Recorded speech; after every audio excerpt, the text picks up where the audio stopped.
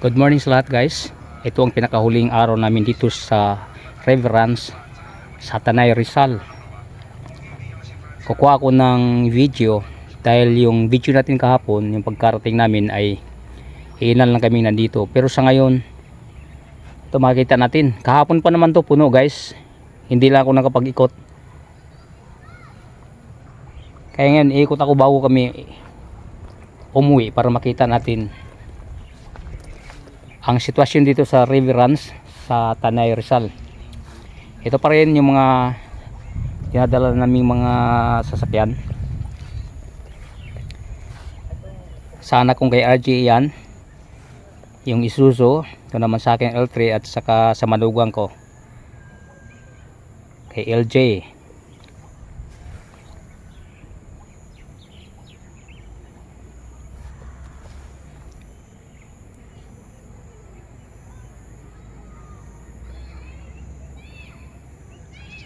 Yan, iikot lang ako guys.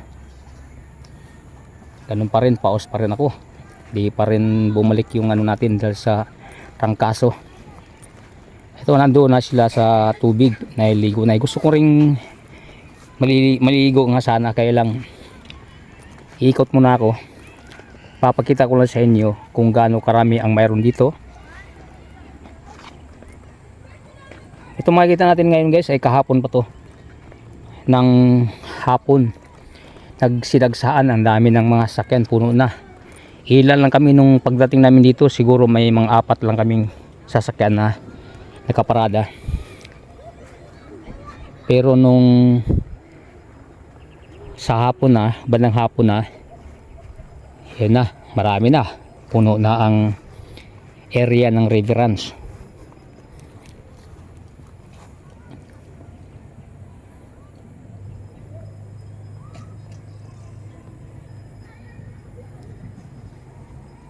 Ito guys, dito muna ako sa ilog. Yan yung pamilya ko, nandun sila naligo. Nasa bandang gitna. Hindi na ako makapakyan guys, gawa na nakasapatos ako eh. Ganun pa rin. Ang nawala lang dyan, yung tent na nasa gitna ng ilog kahapon. May nakalagay kasing tent yan. Yung kung nakita, napansin yung may naglalakad na suot na pula. Mayroong tent yan. Yan, si LJ. Parang hinaharangan yan. Nilagay na parang sigurong lalong lumalim yung pinapaliguan nila.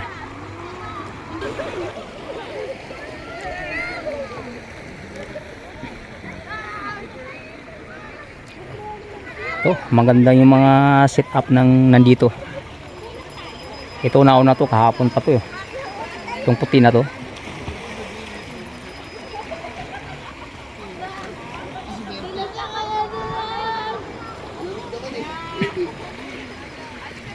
Hey guys, ikot lang ako rito.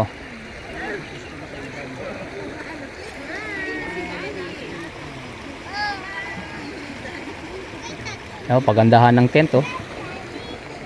Magandang tent yung nandito, parang bahay na rin oh.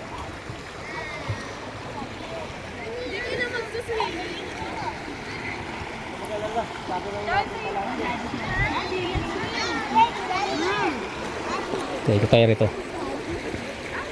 Good morning.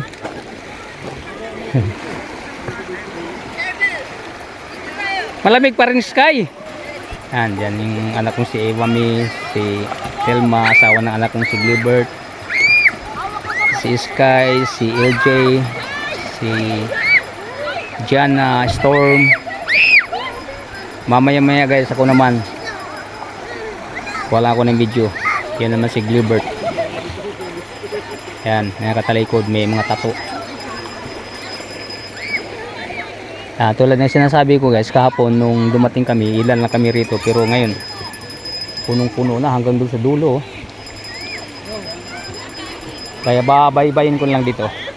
Ikot din ako doon sa pasukan. Mayroon din marami naka doon, nakapwesto.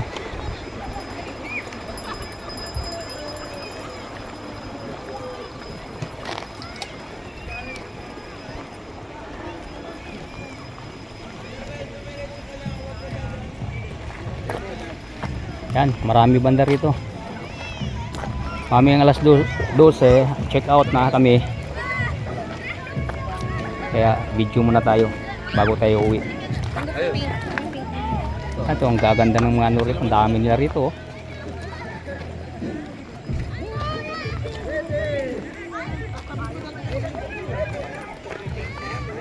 Ayan. Punong-puno.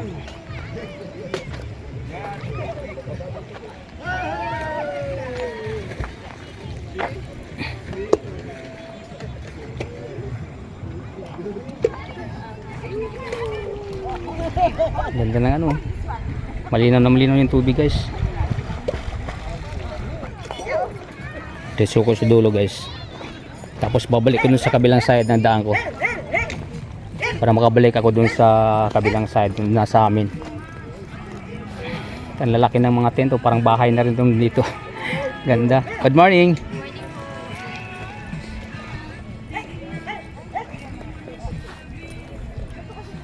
Pagandahan ng tent dito, guys. Good morning.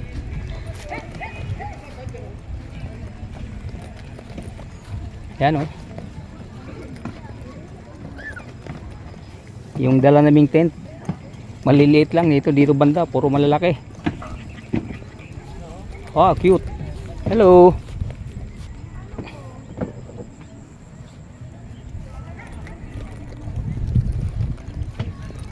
Ito hanggang dito, hanggang doon sa dulo.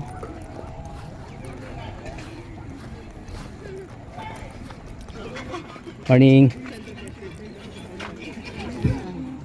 Siguro hanggang maghapon pa itong mga ito. Kami hanggang alas 12 na lang. Pumasok kami kasi kahapon pa, aga pa. Bali ano lang, Sabado Linggo lang kami rito. Yan.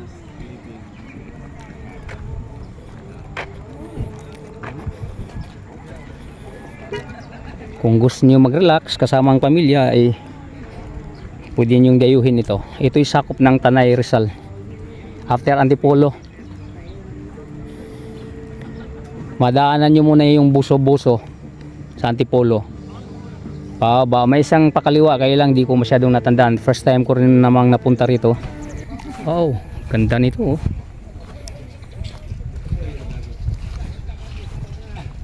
Hello guys, welcome to my vlog. Hi. Good morning. Ikot lang ako. Ito maganda rin itong ano. Ayan guys, kita niyo, ganda. Ganda ng pagka-sit up oh. May bahay pa sa taas. Walang binatbat yung amin dito.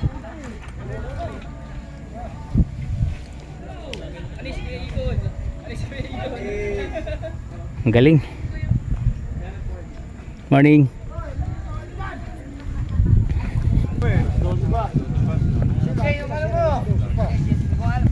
Ayun o, shoutout to. Shoutout to. Good morning. to. Nasa biyahe na rin tayo. Rest and relax. Hi guys. Hi guys. Uy, oh, may lang. Saan po sa inyo? Saan pa? Taga rito lang ba kayo? Rizal. Ah, sa Rizal. Binangunan. Di ba ito ano, sakop na Rizal din? Tanay. Tanay Rizal. Ayun kuya, picture mo. Okay. Ano ba yan? Ah, lumilipad. Dumadaan nyo. Oh, mayroon pa rin oh.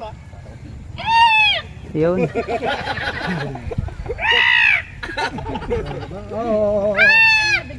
Sige bro, salamat ha. Thank you.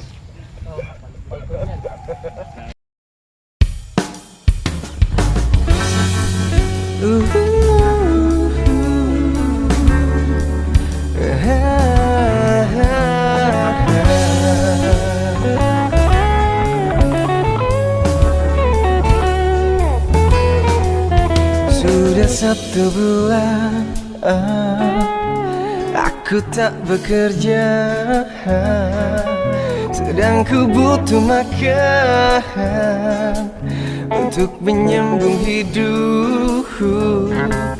Bukannya ku mengeluh, tapi memang ku butuh.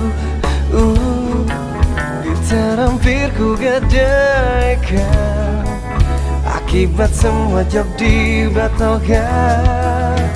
Ku pikir ku geliti, senar gitar pun berbisik, bereka-reka rencana. Akhirnya ku buat konten YouTube, berharap dapat uang dari YouTube. Semoga segera dimonetisasi. Satu subscribe sangat membantu kawan kami para pekerja seni. Saat situasi terlockdown, kami manggung di YouTube saja.